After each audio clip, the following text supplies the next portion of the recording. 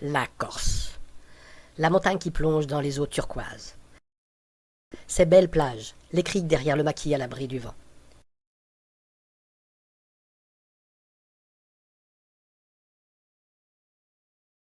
Le bleu et le vert sont si bien associés. Les odeurs si caractéristiques, exacerbées par la chaleur. Les côtes rocheuses découpées.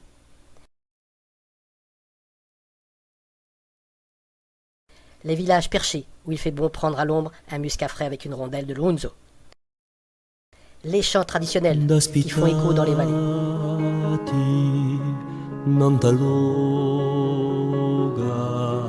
L'humour corse. Et son sommet, le Monte Cinto. Deux versants. Voici le nord. La partie basse est boisée.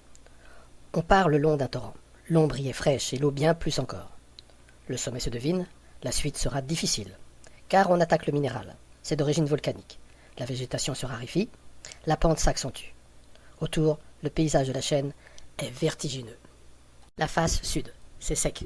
Cela repose sur des cendres volcaniques. Pas ou peu de végétation arbustive. Pas d'ombre, pas d'eau. On monte progressivement jusqu'au pied du Monte Cinto. On y trouve un refuge pour les randonneurs du GR 20. L'ascension ne se fait pas de face, mais par la gauche, via la coulée des éboulis. Et les fourmis dans tout cela. J'ai effectué une étude, lien dans la description en dessous, pour connaître les raisons de leur répartition. Et comment il se dit fourmi en Corse? Ah ben la fourmi, ça s'appelle la formigua. Si un berger de 80 ans le dit, c'est que c'est vrai. On y trouve Aphaneogaster spinosa, jusqu'à 1600 mètres. Tiens, une princesse. Camponotus aethiops, au sud, dans des ronciers. Camponotus vagus, au nord, dans la partie boisée. Le Palaricio mort au sol est un habitat favorable. Formica corsica, une endémique, on ne la trouve qu'en Corse. Elle ressemble à Formica celisi. Elle va de 1400 à 2200 mètres.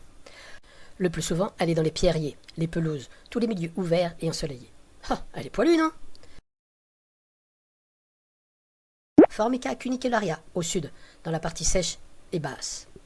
Lasius casevitzi, endémique de Corse. Elle doit son nom à Janine Kasevich, qui a beaucoup contribué à la connaissance des fourmis de Corse. Lasius emarginatus, de Corse. De Corse, car elle est certainement endémique, mais Seifert ne sait pas la différencier des autres. Elles sont plus ternes que celles du continent, et les reines plus grosses.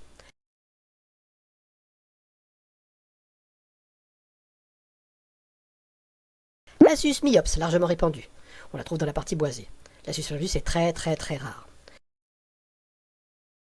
Lasius psamophilus, sur la zone sèche, au sud, basse en altitude. L'essor mineur en face sud, en bas, à 1200 mètres. Il lui faut des graines. Myrmica spinosior, dans la partie forestière, à couvert d'épins. Strongylonatus testaceus, parasite de Tetramorium alpestre, trouvé à 1600 mètres.